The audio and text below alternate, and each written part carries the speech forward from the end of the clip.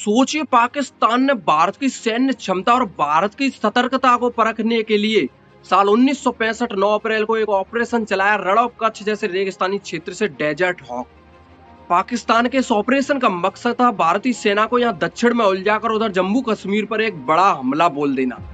और पाकिस्तानी सेना ने पूरी तैयारी के साथ मिलकर लगभग 3500 जवानों ने हथियारों से लैस भारत की ताक पोस्टों और सरदार पोस्टों पर, जहां भारत के 300 जवान थे, अचानक से रात के 3 बजे हमला बोल दिया। भले ही भारतीय सैनिक कम थे, लेकिन पाकिस्तानी सेना से लोहा लेते रहे और भी भारतीय जवानों को वहां रवाना कर दिया गया। लगभग 12 से 15 घंटे के बीच चली इस लड़ाई में भारतीय सैनिकों ने पाकिस्तानी सेना को खदेड़ दिया और इतने घंटे तक चली इस लड़ाई में भारत ने पाकिस्तान के 34 जवानों को मार गिराया, वहीं 4 जवानों को बंदी बना लिया। इस जवाबी कार्रवाई में भारत के 6 जवान वीरगति को प्राप्त हुए और पाकिस्तान इस ऑपरेशन के नाकाम होने के बाद लगातार भारत पर वार करता रहा, जिसका भारत जवाब देता रहा।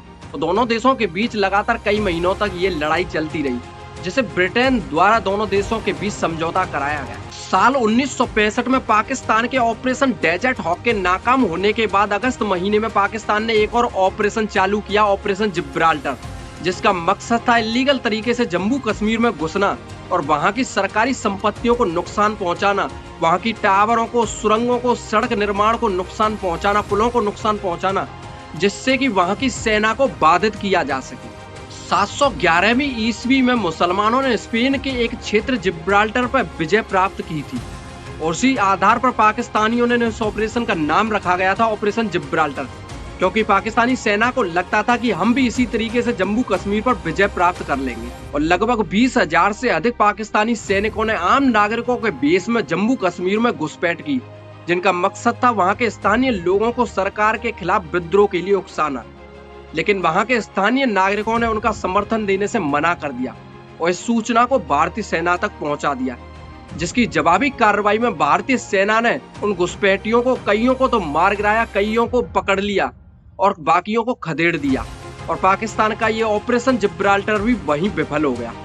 इसके बाद पाकिस्तान शांत नहीं बैठा और भी बौखला गया और एक ऑपरेशन शुरू किया, ऑपरेशन ग्रैंड स्लैम। जैसे पाकिस्तानी सेना के ऑपरेशन जिब्राल्टर को विफल कर दिया, साल 1965 1 सितंबर सुबह 5 बजे पाकिस्तानी सेना ने कश्मीर के छम्म इलाके पर हमला बोल दिया। पाकिस्तान के इस ऑपरेशन ग्रैंड स्लैम का मकसद था चिनाब नदी पर बने अखनूर पुल को कब्जे में करना और शेष भारत को जम्मू कश्मीर से अलग करना।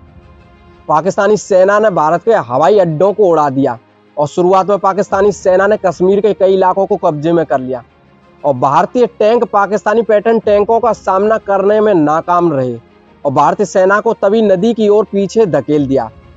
इधर भारत सरकार ने पंजाब मोर्चा भारतीय सेना पर दबाव कम करने के लिए खोल दिया गया और भारतीय सेना को सीधा लाहौर में हमला करने के आदेश दे दिए गए और भारत की अलग अलग टुकड़ियां सियालकोट जैसे क्षेत्रों को कब्जे में करती गई। इधर बुर्की और डोंगराई जैसी लड़ाइयों को भी भारतीय सेना ने जीत लिया और लाहौर से आखिरी बाधा एगोलिच नहर को भी भारतीय सेना ने पार कर लिया। इधर पाकिस्तानी सेना भी लगातार बढ़ती जा रही थी। इधर असल उत्तर की तरफ बढ़ रही पाकिस्तानी टैंकों को भारतीय सेना ने सिंचाई नहरों को तोड़कर गन्ने के खेतों में पानी भर के उनके टैंकों को वहीं कीचड़ में धंसा दिया और उनके टैंकों को नष्ट कर दिया और पाकिस्तानी सेना को वहां से खदेड़ दिया। और मानो भारत ने पाकिस्तान के लाहौर को कब्जे में कर ही लिया था।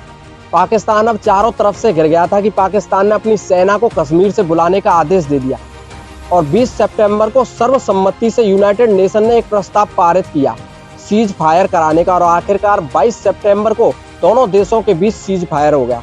लेकिन इस वॉर के अंत तक भारतीय सेना ने 3000 सैनिक, 175 टैंक और 300 वर्ग मील क्षेत्र को और लगभग 60 से 75 विमानों को खो दिया। वहीं पाकिस्तानी सेना ने 3800 जवान और 200 टैंक और 20 विमान और लगभग अपने 700 वर्ग मील क्षेत्र को खो दिया और पाकिस्तान के इस ऑपरेशन में पाकिस्तान को मुंहतोड़ जवाब मिला। साल 1965 में पाकिस्तान ने जम्मू कश्मीर के लिए भारतीय सेना पर कई नापाक हमले किए। हालांकि भारतीय सेना ने इन पाकिस्तान के सारे ऑपरेशंस में बुरी तरह हराया, लेकिन इधर भारत फिर भी अपनी प्रगति को लेकर चिंतित था, क्योंकि साल 1962 में चाइना के साथ युद्ध करने में ही भारत की इकोनॉमी काफी पिछड़ गई थी। तो इसी चिंता को लेकर उस समय के प्रधानमंत्री लाल बहादुर शास्त्री जी द्वारा एक ऐसा प्रस्ताव रखा जाता है समझौते का दोनों देशों में। साल 1966 10 जनवरी की मध्य रात्रि यूनाइटेड नेशंस की अध्यक्षता में एक ताशगंज समझौता होता है। इस एग्रीमेंट के तहत दोनों देशों में किसी भी विवाद में बल प्रयोग नहीं किया जाएगा और शांतिपूर्ण ढंग से दोनों देशों के विवाद को सुलझाया जाएगा और 1965 के पहले की स्थिति को बहाल किया जाएगा। इसके अलावा दोनों देश एक दूसरे के आंतरिक मामलों में हस्तक्षेप नहीं करेंगे और न ही एक दूसरे देश के खिलाफ दुष्प्रचार फैलाएंगे। हालांकि यह एग्रीमेंट इतना विवादित हो गया उस समय क्योंकि लाल बहादुर शास्त्री जी की अगले दिन ही मौत हो जाती है।